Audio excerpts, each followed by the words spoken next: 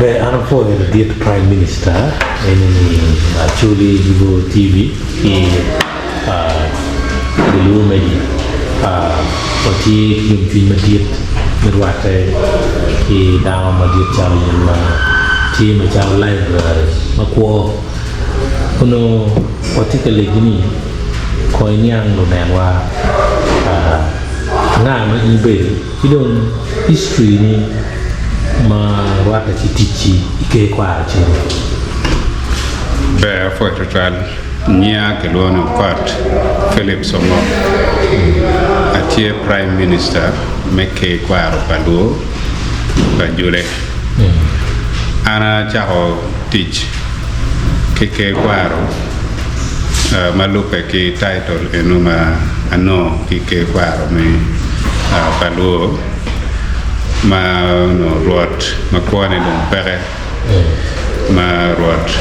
George William Lugai ayew no tierwat kar eno ci ke Kwaro ma diet ibulo eno no tie la lokola wiruri me achien donc la lokola wiruri me achien ikiet me tich ena yo no por leo beru dano ma diet ma en ticheo no miluong council ma diet paruri ke bena no en doro ket ma no mi arbet kere kare no ni che ober ka longe wani kere ke tich me ke Kwaro ko no ke tiano por chape ma Aliba reo ke abu ma anadoro prime minister meke Palwo awatiyo ka cherwan ke the late Lord George William Lugai enemy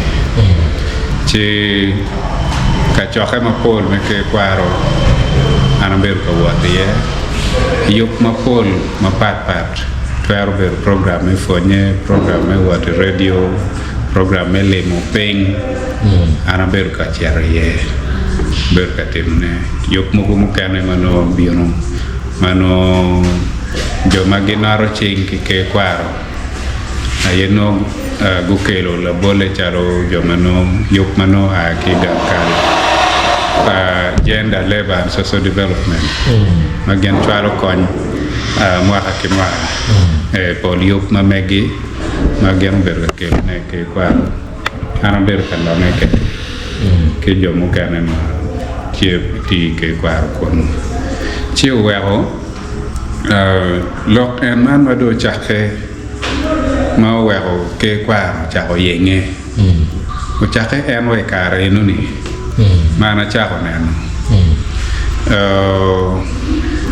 ko for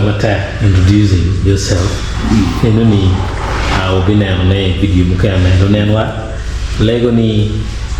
checking channel next time binono ti video